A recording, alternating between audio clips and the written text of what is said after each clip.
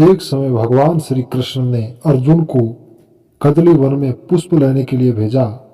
हनुमान जी वहां केले के वृक्ष की ओट में बैठकर राम नाम जप रहे थे। अर्जुन ने जैसे ही वहां पर पुष्प तोड़े, हनुमान जी दौड़ कर आए और कहने लगे, तुमने बिना पूछे यहाँ से पुष्प क्यों तोड़े? अर्जुन ने कहा, पूजा के लिए फूल ले जा रहा हूं, इसमें पूछने की क्या बात है? हनुमान जी ने कहा, अच्छी बात है, पूजा करनी चाहिए, किंतु चोरी से फूल क्यों ले जा रहे हो? पूछना तो चाहिए। हनुमान जी ने कहा, तोड़ दिया तो क्या हुआ? हनुमान जी ने कहा, किसकी पूजा के लिए ले जा रहे हो?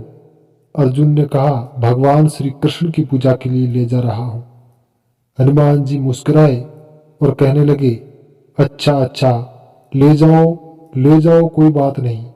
अर्जुन ने कहा, अभी तो मुझे डांट रहे थे, जब भगवान कृष्ण का नाम लिया तो कहने लगे कोई बात नहीं, ले जाओ। हनुमान जी ने मुस्कुराते हुए कहा, मैं इसलिए कह रहा हूं कि जिसके भगवान ही चोर हों तो उनका भक्त कम से कम इतनी चोरी तो कर ही सकता है।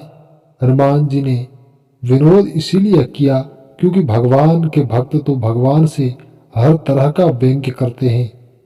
अर्जुन को हनुमान जी की यह बात बड़ी बुरी लगी और कहने लगे, जानता हूं तुम राम जी के भक्त हो, वही राम जी जिन्होंने बंदरों को इकट्ठा करके पहाड़ पत्थर इकट्ठा करवा के समुद्र में पुल बनवा दिया।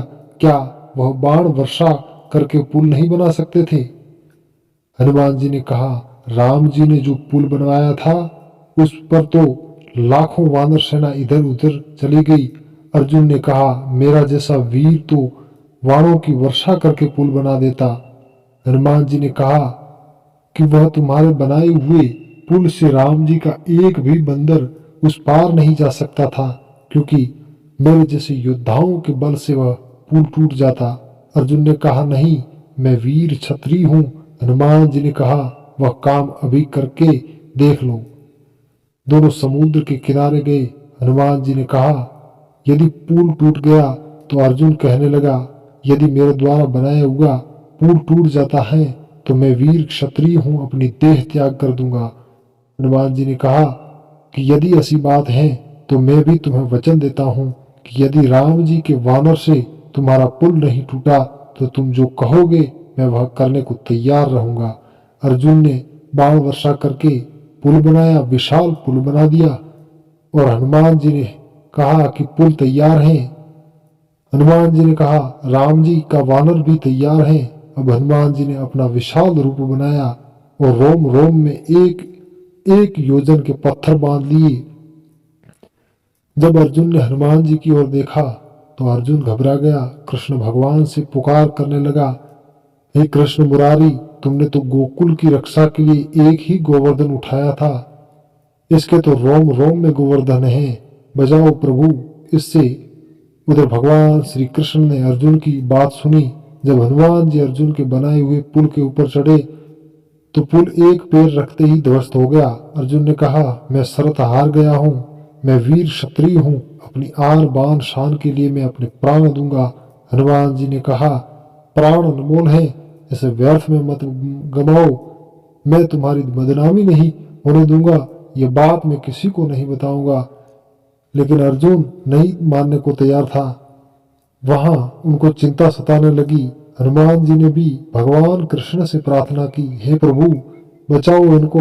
भगवान कृष्ण ब्राह्मण का रूप धर कर वहां पर आए। आकर अर्जुन से कहने लगे, क्या बात है, अग्नि जला रहे हो, भोजन बनाओगे? अर्जुन ने उदास मन से कहा, महाराज भोजन बनाने वाला ही जा रहा है, आप एक बात बताओ, अपनी आन बान शान छतरी को प्राण देना चाहिए या नहीं?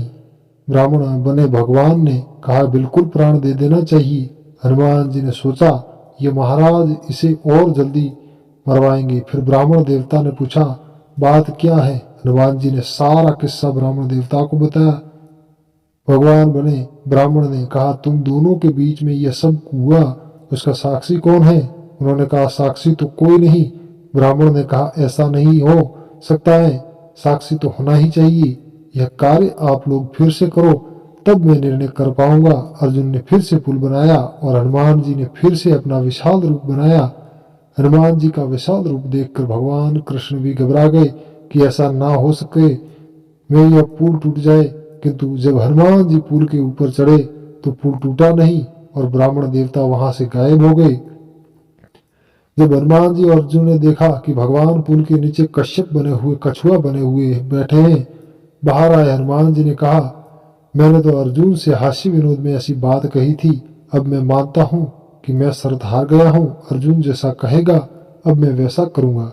अर्जुन कुछ बोलने वाले थे, भगवान कृष्ण ने उन्हें रोका, कहा कि अवसर आने दो, तब इन्हें काम में लेंगे। और जब महाभारत का युद्ध प्रारंभ होने वाला था, उस समय कृष्ण भगवान ने अर्जुन से कहा कि अब आओ हनुमान जी के पास। अर्जुन कहने लगा कि इस युद्ध में मैं नर हूँ तो वानर का क्या काम। भगवान ने कहा, तुम तो नर हो। त्रेता युग में भगवान राम स्वयं नारायण थे, उनका काम भी बिना हनुमान जी के नहीं बना था, तो तुम्हारी क्या बात है। अर्जुन कहने लगा, मैं अकेला नहीं जाऊंगा, आप भी मेरे साथ चलो। दोनों हनुमान जी के पास गए और उन्होंने बताया।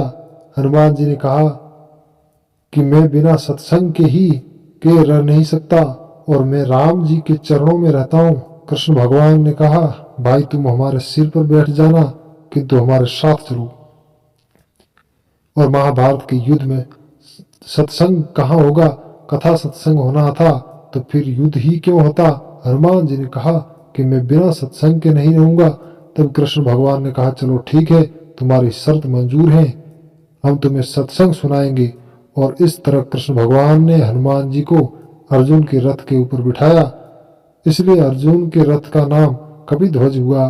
शर्त के अनुसार कृष्ण भगवान को कथा सुनाना था। संत महात्मा लोग कहते हैं कि अर्जुन को तो गीता के उपदेश का एक बहाना था, वास्तविक कथा तो कृष्ण भगवान ने हनुमान जी को ही सुनाई थी।